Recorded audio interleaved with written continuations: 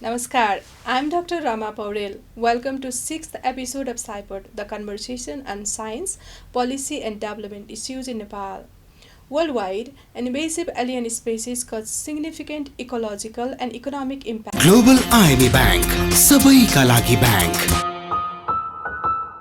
impacts, causing significant loss of native biodiversity and ecosystem service. The number of naturalized and invasive alien plant species is continuously increasing, and climate change are likely to intensify plant invasion in Nepal. However, knowledge of this invasion and their impacts on Nepal's biodiversity and natural resources is not widespread. In this episode, we will be discussing the opportunities and challenges of invasive alien species in Nepal. Our guest for today is Prof.Dr. Bharat Babu Shrestha. Dr. Shrestha is serving at Central Department of Botany, Tribhuvan University for more than 20 years in research and education in the field of biological invasion, climate change, plant adaptation, plant ecophysiology, and forest ecology. He has supervised more than 80 master's theses and 4 PhD dissertations. He has published his work in national and international journals. Welcome, Dr. Shrestha. Yes. First, I would like to start from your own story. How did you immerse in this world of plants? I started my early career as a researcher of the plants, and after my master's, I started to work in some of the plant species. But particularly after 2005, when I joined as a faculty in the Tribhuvan University, and I was searching for some active areas for the research. And when I reviewed this different research being done in Nepal, what I found is that some of the areas they have been well covered in the research domain of Nepal, but some of the issues they were not well covered in the research publications. And when we consider the global literature, I found a lot of publications, a lot of research in the issue of the biological invasions. But when we consider Nepal scenario, and there is a lack of data, lack of knowledge that has hampered the management decision. So that's why I find this as a major gap. And also consider this as an opportunity to contribute to the overall goal of the biodiversity conservation in Nepal. So that's why I choose these topics for research and I am continuing to do this research for more than 1.5 decades. When I review your biography, I saw you working and as well as training new generation in this field of biological invasion, especially in plants. And would you please tell how is the global scenario of biological invasion first, and then how it's impacting in Nepal? Globally, the humanity has the several impact to the Earth's environmental systems, and generally we consider the five major impacts or the driver for the biodiversity loss. Among them, the land use change, climate change, pollutions, exploitation of biological resources, and the invasive alien species. So that's why when you consider the impacts of humanity to the Earth's environment, this is one of the major components that the human activities has led to the degradation of the Earth's environment, or in specific the loss of biodiversity. Like a climate change, there is also some technical assessment at the global scale. And recently in 2023, there was a publications of one global assessment report by the IPBES, and this is the main documents produced for the policymakers. This is the latest. This has provided the latest global scenario. As myself, so you were also contributing from the Nepal as this IPBES. As myself also involved in the preparation of these documents. This assessment has shown that the number of invasive alien species, this is increasing over the years, and there is no sign of the saturation. So considering plants, animals, vertebrate, invertebrate, even the microbes, there is more than 37,000 of these species have been already established outside their native range, outside their natural distribution range, and all of these species, they are not equally harmful. So out of this, nearly more than 3,500 species, they have been considered as invasive. That means they have some sort of ecological, economic, environmental, or evolutionary impact to the native ecosystem, to the native species, and also to agriculture production, human health, etc. And among them too, majority of the species, they are invertebrates, and the global assessment have shown that the nearly 1,000 of the plant species are invasive. Similarly, nearly 2,000 the invertebrate species are considered invasive, and similarly about more than 400 species of the vertebrates and more than 100 species of the microbes, they are considered invasive. And if you consider the impact, then very unfortunately, this is one of the major drivers for the species extinction globally. Yes.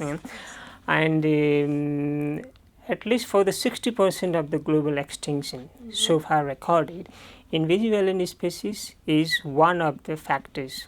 So why invasive alien species are more competitive or threat to native species? What are the major reasons for that? Yeah, the impact, it depends on the group of the organism that we consider. Let's focus on plants, especially. In case of the plants, the invasive alien species, it displaces the native species because there is a competition. And in many cases, it prevents the regeneration of the native species. And it also has so through any mechanism like allelopathy, or they have competitive space, they don't have natural enemies over there, or what could be the reasons they are more competitive than the native species? The one major factor is that the when you compare the native species and the exotic species, often the invasive alien species, they are getting more benefit from the competition because they exploit the more resources from the environment, and they exploit and then exploiting more resources means they have a more competitive ability, and they can tolerate the wide range of the environmental conditions. So that's why a single species can invade the range of the habitats from dry to moist, and also from the low temperature to high temperature. So that's why their abundance is high. This is the reason why the native species, they are displaced.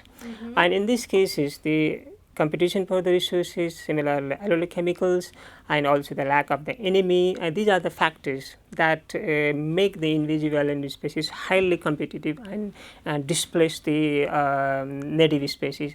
And it is not only the case of the displacement of the native species, but it also modifies the ecological process. See the hydrological process, fire regime, evolutionary process.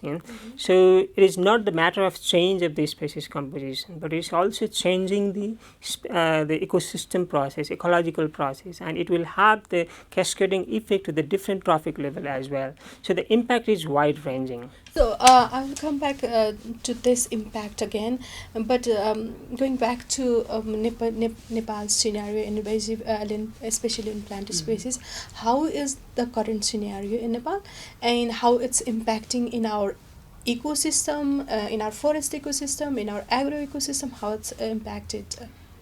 Nepal, which is located at the center of Himalayan biodiversity hotspot. Yes. That means the biodiversity or the ecosystem we have is important, and this is threatened because of the several human factors.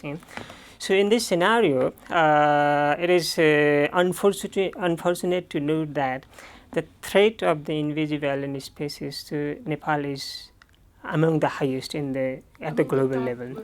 So in one assessment covering the 124 countries globally, Nepal stands at the third most threatened country. It seems it's in a very red zone. Third most threatened country from the invasive alien species, and this is particularly based on the agriculture sector.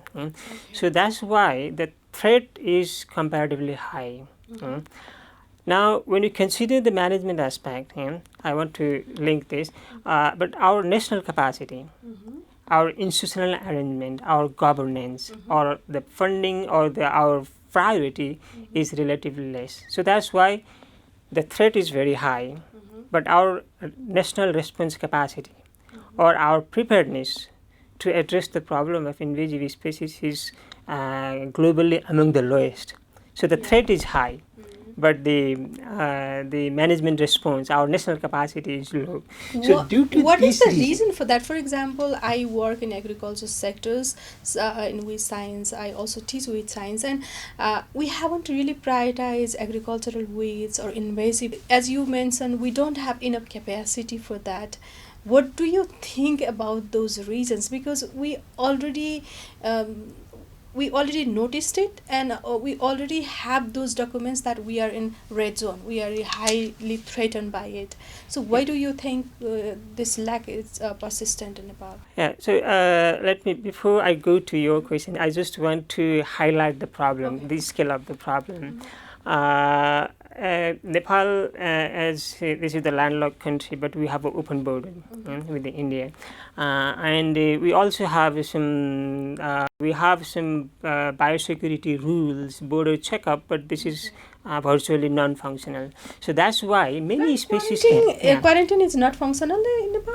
Yeah, we have a plant quarantine office, but to the best of my knowledge, there is no record of the species interceptions in the quarantine office. So that's why the offices are there, but they are not so effective in preventing the entry of the harmful and invasive alien species from the bordering countries or from the international trade. And equally important is that over the time, the number of invasive alien species is increasing. Particularly, I have information about the animal species, plant species, as I'm working in the plant sectors. Now, every 1 or 2 years, we are reporting a new invasive alien species. And some 20 years back, the number of invasive alien species reported in Nepal is around 21 species. But now the number has reached already to 30. So over the time, the number of species is increasing, and all invasive alien species, they are not equally harmful, but some of the globally very impactful invasive species, for example, water hyacinth in the wetland lake system, and similarly we have a lantana camera, and the Mycena micrantha, Chromalena odorata, and recently we have also reported the Singapore daisy in a common name. This is the Sphagneticola trilobata. So this has been just reported a few years ago. So over the time, the new and very harmful invasive alien species is reappearing, or this is colonizing in a different part of Nepal. And if you look at the impact, then there is a range of impact. If you look at the natural ecosystems, the many important habitats, for example, the habitat of the endangered wildlife species, just rhino, rhino in the Chitwan National Park, and also most of the or all the protected areas in the Tarai and the Shivalik regions, they have been invaded by several invasive alien species. So even if the research is not adequate, but we can make some assumption that having the rangeland or the grassland being colonized by such a invasive alien species that is not palatable to the wildlife, that degrade the habitat, so impact should be obviously high. So protected area is also let's talk about some of the importances like Mycenia and National Park. It was a big issue, and we were focusing on physical and mechanical control method. We still have that problem. So major top, if we prioritize, for example, in forest sector, these are the very major like invasive plants. In agriculture, these are the major invasive plants. Can we just list out those? We have to prioritize this, and we can prioritize the species based on the ecosystems or the habitat they have invaded. So if we consider the forest ecosystem, and obviously the Mycena micrantha, Lantana camara, Chromalena odorata, they are the major impactful species. And their distribution is not equal, definitely. We have a highly diverse geography, and definitely how is the distribution of this most of these species, they are found in the tropical and subtropical regions because they are native of the tropical and subtropical Americas. So that's why they are more adapted to the lowland, warm lowland. And as expected, they are problematic at the lowland, and in some cases they are also moving towards the hilly regions as well. For example, some 10 years back, Mycona micrantha is mainly found in the lowland, but now we can find this climbing to the mid hills as well. So the new species are arriving and they are expanding. And in the past, the Chromolena odorata, it was mainly found in the eastern and central Nepal. But recently we have reported this species in the far western Nepal. Some protected area, for example, Suklafata National Park, similarly Banke National Park. These are the protected area found in the western Nepal. Previously, it was considered they are free from these invasive alien species. And recently, we have also reported the Mycona micrantha in the Kailali, in the far western region. So that means in absence of the management responses, in absence of the control mechanism, the invasive alien species, they continue to spread. So the number is increasing at a national level, and the species are moving to the new and new location. So the area invaded by the invasive alien species are also increasing. This is the scenario of the forest sector. Now, if you go to the agriculture sector, I can give you one example. The Ageratum houstonianum, or the blue-billy goat. This was not considered invasive some 20 years back. In a book published in 2005, this is the first book published in Nepal on the invasive alien species. At that time, the species was not categorized as the invasive in Nepal. But after 20 years, we did a lot of field survey, interview with the local communities, with the farmers, and wherever we go, the communities, they are reporting that this is the most problematic species now. This is problematic in the Tarai and also Siwalik, even in the mid-hill regions. And because of the toxicity, this is not a fodder, and this is not a fodder plant, and this is very hardy, and it can flower almost around the year. So the reproductive capacity is high. So that's why over the 20 years, the species is turned out to be one of the most problematic species. So there are several weeds. Some of them, they are obviously native weed too. I am not considering them. So if you consider the invasive alien weeds in agriculture sector, then this the Ageratum houstonianum or the blue-billy goat, this is the most problematic species. Now, beside this, we also have one Alternanthella ferrogenaris, and this is this a wetland species, and this is also very problematic, particularly in the Kathmandu Valley and surrounding landscape. This is a highly problematic species. And there is also one the Piscia stratoides. And this is particularly problematic in the paddy field where there is irrigation. So these are some of the major problematic species. But at a local level, all the species are also creating a lot of problem. And recently I visited the Dhorpatan hunting reserve area of Baglung district, and where I found that there is another species, Spargula arvensis, and this is the native of the Europe. And it seems that it was introduced intentionally some 60 years back there, and this is the worst weed there, and the local communities have reported that the potato production has been reduced more than 50%. So that's why in agriculture sectors too, depending on the regions, there are the several species. And another case is we have a rangeland, which is grassland, and these grassland, they are also invaded by the several species, and one of the prominent harmful species is Parthenium styrophorus. Many of the grassland being used for the livestock grazing by the communities, this is completely invaded by the Parthenium Is styroforas. Parthenium like harmful for animals? It's toxic? Yeah, it has a toxic effect. Particularly, it has a parthenium, and this is toxic, and it also degrade the animal product. Both the community perception as well as the scientific evidence is that when the livestock, so the cattle, buffalo, they are grazed in the rangeland and the grassland invaded by parthenium, then there is a bitterness in the milk, and it appears that the parthenium is in a very high concentration in the pollen grain. Even if the animal it doesn't graze, it doesn't feed on that, but there is a huge amount of the pollen that is deposited in an environment, that is deposited in the leaf surface of some palatable species. So that's why perhaps the huge amount of the pollen grains is ingested by these cattle, and it ultimately degrade the animal product. So that's why it has a direct health impact both to the human as well as the livestock as well. And more importantly, it almost completely displaced the native species. There will be no forage species to graze by the livestock. So the carrying capacity will be reduced significantly.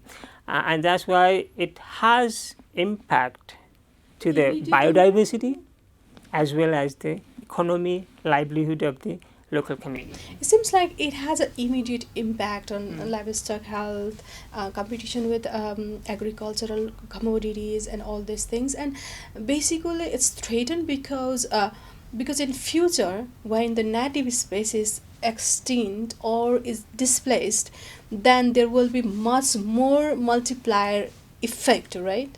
Yeah, when there is disturbance, it's a common property that the invasive alien species, they often thrive, they grow very well in a disturbed habitat. When there is disturbance, then there is a impact to the native vegetation cover, and this creates some sort of vacuum, some sort of empty space, and these empty spaces, they are very suitable for the invasive alien species to colonize. So in a region where there is some sort of disturbance, it may be sometimes even the natural disturbances, for example flooding, it also promote the spread as well as the establishment of invasive alien species. But more importantly, human disturbance related with the human activities. The grazing land, the grazing itself is a disturbance, and agriculture system, this is also a disturbed habitat, and where the forest is degrading, this is the prime habitat for the establishment of invasive alien species. And similarly, the wetland that is degrading, for example, if there is a eutrophication, and such habitat is very, it provides the prime habitat for the establishment and proliferation of the invasive alien species. And if you look at some of the wetland, even the globally significant Ramsar site. See, we have the Bishajari lake system in Chithaun, similarly lake system in Pokhara, and all these lakes, they are being invaded by water hyacinth. And the one primary cause for the such rapid proliferation is probably because of the eutrophication. And where there is eutrophication, its growth is very fast, and this is some sort of disturbance as well. And one of the most important aspect of Nepal is its biodiversity, and when it is threatened, then we need to focus on management issues. What are the management aspects taken by the government on research, education, or even extension? How is your experience on it? I will start from the government response at the beginning. Several government documents, including previous biodiversity strategy and action plan, and also different strategies for the management of the wetland, management for the forest, and also the periodic report submitted by the government to the international bodies, for example, Convention on Biological Diversity. In all these documents, somehow the government authorities or Nepal government, or in particular the Ministry of Forests and Environment, they acknowledge the problem, and that means at least it has been mentioned as one of the threats to the biodiversity, to the ecosystem in these documents. It's great that the Ministry of Forest has been acknowledged, but as we discussed, it's not only the problem in Ministry of Forest. It's even I see the bigger problem in Ministry of agriculture and livestock. Yeah. It just threatened to livestock, pasture lands, and agricultural lands. So how these ministries are collaborating with this intervention? Yeah, I will come to this point. So I have seen, so just I give some examples produced by the Ministry of Forest and Ministry of Forest and Environment. And if you go to the Ministry of Agriculture, then I am reviewing some of the policy documents prepared by the Ministry of Agriculture and Livestock Development. Sadly, some of the documents, for example, rangeland policy. As I mentioned that many of the rangeland are heavily invaded by the invasive alien species, but the rangeland policy has not acknowledged the problem with the invasive alien species. We have a plant quarantine and pesticide management center as well, who is mainly responsible for preventing the entry of invasive alien species or any pest from outside Nepal to the country, particularly focusing on the agricultural sectors. But as I mentioned that we have a quarantine offices. They may have some other responsibilities as well, but to the best of my knowledge, I am trying to find if there is any record of the species interception. That means when the commodity is coming, agriculture commodity or whatever commodity they are coming, they need to be inspected in the border to check if there is some harmful species or not. I was expecting that these border office, this quarantine office, they might have maintained a list of species intercepted during their inspection. But sadly, I think there is a document from seed sector. They have collected a book. I found a book that mention all these seeds of weed species, plant species, and even the crops that to identify whether it's in there or not. Yeah. But I don't really know in the implementation level if it's working or not. Particularly, the agriculture ministry, they are focusing on the pest and the disease of the agriculture importance, and they have a list of quarantine pest, quarantine disease. But what I'm saying is that the first line of defense for the prevention of the alien species is the biosecurity at the border point. Once the species enter into the territory, then their control, their eradication is really challenging. For example, recently there was a spread of fall armyworm. Fall armyworm, similarly tuta absoluta. And before they were reported in Nepal, the species were already reported in India. But we were not so prepared to prevent them, or we couldn't prevent them, because they are globally watched, notorious. Everyone knows. I mean, almost all agriculture scientists or biosecurity people, they know about that. But even then, we failed to prevent the entry of this. So that's the lack of collaboration, or we just don't acknowledge. For example, like you are predicting for some of these species, they are coming here, they might have possibility to move in new areas. We have those predictions from scientists already in so many areas. And in invasive alien species as well, if we look at the database from India, we can just predict it's happening here. And in Nepal's different tropical areas, if it's coming and it's moving towards our upper elevation, we can predict that. But why don't our governmental system just prepare it? Because of we are not predicting on impact based prediction, or there is a multiple problems. The one aspect is, as I want to recall my previous cases, that even if this is written in the various government document, but we do not have a clear strategy or clear roadmap for the implementation of this what we commit. Implementation mechanism, and also there is also some ambiguity or confusion about who is responsible for this. Exactly. As I mentioned that the invasive alien species is impact in the multiple sectors. Not only in forest, not only in rangeland, not only in wetland. I mean, it has a range of natural ecosystem. Beside this, urban area, urban environment. There is also urban environment, urban biodiversity. And beyond that, it is affecting the human health as well. We do not have a research on that, but many of the pollen produced by the many invasive alien species, they are highly allergic.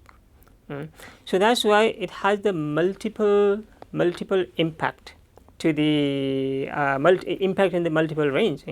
But at least I am expecting the collaborations between the two ministry, Ministry of Forest and Environment and Ministry of Agriculture and Livestock Development. But there is some sort of, from me, there is some sort of lack of adequate communication, and there is ambiguity about who is responsible for the management of invasive alien species. So there is issue of the institutional responsibility, and also there is the issue of resource as well, because a resource is needed. Whenever we need a resource, then it's very hard to mobilize this. And for example, I am continuously saying that we have some window of opportunity for the control or for the eradication of some of the invasive alien species. For example, just 3 years ago, we reported the Singapore daisy, Spagneticula trilobata. At that time, we reported from only one location, Pascal area in Kavri. And last year, we found the same species in Kailali. But compared to the other species, compared to the lantana or compared to the parthenon, these species, they are found only in a limited area. That means we have an opportunity for the eradication, or at least we can contain them, preventing the further spread of this species. And for this, we need some sort of resource, some sort of initiative from the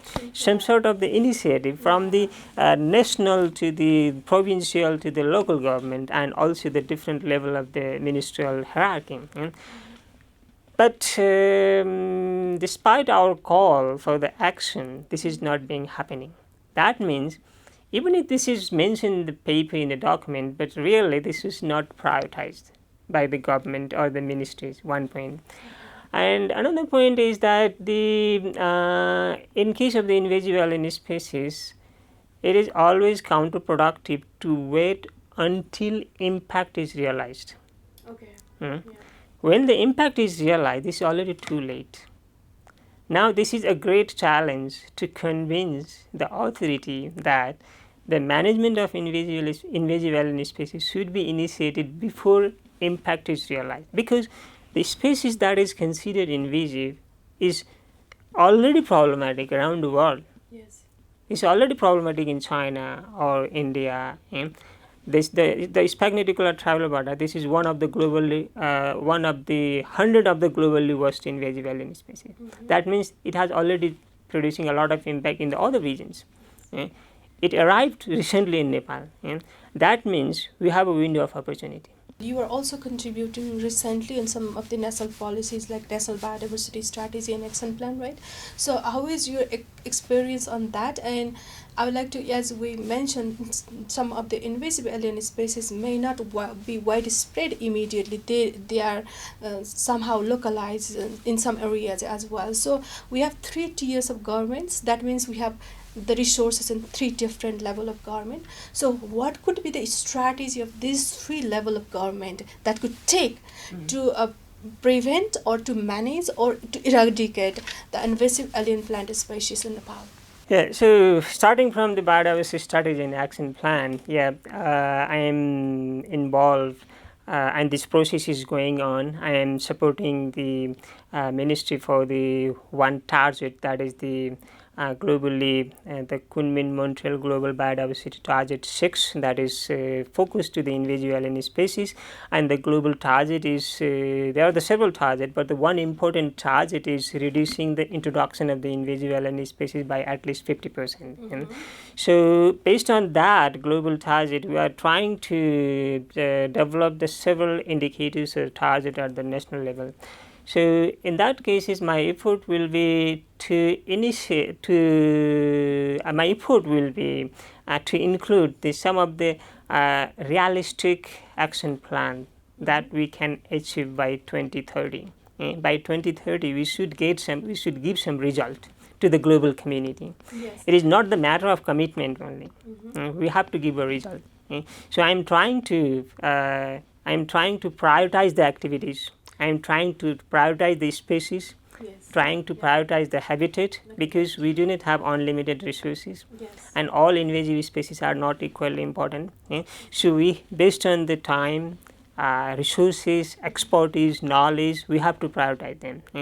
So in this case, the particularly in terms of ecosystem, the protected areas and wetland, from the biodiversity point of view, these are very important, and they are being invaded. They are the some priority species, priority habitat for the management. And if you look at these species, then as I mentioned, that there are some globally worst invasive alien species, and they are obviously the high priority. And in agriculture sector, the blue billy goat, or Ageritum houstonianum, this should be. I mean, this has been already invading a lot of range, but still this is expanding. This is reaching to the new habitat, even if this is widespread, but this is expanding. So if we make the people aware, now if we go to the local level, we have to make the people aware. At many places, the local community, they are facing the problem. They are losing their agriculture productivity, they are losing their rangeland, but they do not know how to manage them. And there has been some effort as well from the community, from the local the conservation partners, or universities, also NGO, INGO. They are also putting some effort for the control of the invasive alien species in natural ecosystem as well as the agriculture ecosystem, but they seems to be sporadic. There is lack of collaboration, and in some cases they are not informed by the science. That means, one example. I saw your presentation last year that the government, even the chief ministry office, promoting some invasive. So that means that these decisions, they are not being made based on the data, based on the science, based on the research. So there is some sort of lack of communication as well. I mean, resources are being invested from the different sectors. It's not only the government, by the other sectors as well, private sectors, NGO, INGO, they are also investing for the control of the invasive alien species. And in particular, several community forest user groups. If you go to the natural ecosystem, several community forest user groups, they are also investing for the control. They are trying to control. But in some cases, the activity they are doing is not suppressing the invasive alien species, but promoting, because there is some sort of the activities that they have done. For example, in one case, they remove or they use some excavator for the removal of invasive alien species after the species dispose all their seeds, for example during the dry season. And when the species has already dispersed their seed, and the removal doesn't have such much meaning. One point. Another point, when you use the excavator, then the ecosystem is disturbed, and this promotes the further growth of the invasive alien species or the species. So that's why. So educating the authorities, either in local government or provincial government or national government, about the invasive alien plant species or any invasive species, I think it's still not sufficient enough in Nepal. So my reflection is that, based on my more than 1.5 decades of research in the invasive alien species, my reflection is that some 20 years back, we have a very limited knowledge. We just had a list of species, but we do not know their special extent, where are they found. But now, we are regularly updating the list of species. One point. Another point is, we know the spatial distribution pattern, where the species are found, and to some extent, we also have a data about the impact to the livelihood of the people, to the ecosystem, to the environment, to the health. And it is also not necessary that every data has to be generated in Nepal. We have similarity with China, India, and other regions. So if the lantana is already known to have a massive impact in India, then we can extrapolate the same scenario here, even if we do not have much research. So what I mean is, the knowledge base for the management response at minimum is available. research is a continuous process. I feel like the knowledge is available now. We need a conversation in every level of government, and after that we need to have an action plan that is achievable, right? So what would be your message to implement all this information to action plan to policymakers, to our audience, even you are an educator, and to your students, or even communities, those are facing the problem created by invasive alien plant species? I have broadly two issues to the end. One case is that we have to use the data, or we have information is available. So these informations or these knowledge, it need to be reflected in the policy document. In the policy document. So science-based policy. The policy documents. One case is, and for that, if you have some sort of the clear national policy, including the governments and implementing a strategy, and then it has to be downscaled, or it has to be passed to the provincial government and also the local government, because the local people, they are the most victim, and also the local government, they are aware of the problem, but they do not know the solution. So that's why the solution need to be communicated, and it should be based on science. One thing, and in a broad context, as I mentioned earlier, that the invasive alien species, this is one of the environmental impact. We have a climate change, we have a land use change, land degradation, pollution. So broadly, it is not possible to address each and every problem separately. They are integrated to each other. For example, climate change is promoting the invasive alien species. So that's why we need an integrated approach, so that we can address all these problems together. So integrated approach addressing the climate change, land degradation, pollution, biological invasion, that will give the overall positive output for the resources that we have invested at the local level as well as the global level too. And there is also need of the regional collaboration as well, because this is not a national problem. This is a transboundary issue. Species are moving. For example, when these species arrive in India, then it will will be come potential very threat soon in in Nepal. Nepal. So we need to collaborate with our neighboring countries. So if we do that, then hopefully we can at least slow down the rate of invasive species introduction. We can reduce the abundance of these species, and we can also engage the wider communities, wider stakeholders for the management of the invasive alien species, including the general public as well. Thank you so much for coming here today, sir. It was my honor to have you here. Thank you so much for coming. Thank you. Thank you for this opportunity to share my experience to the audience through this Bharat digital news portal. Thank you very much.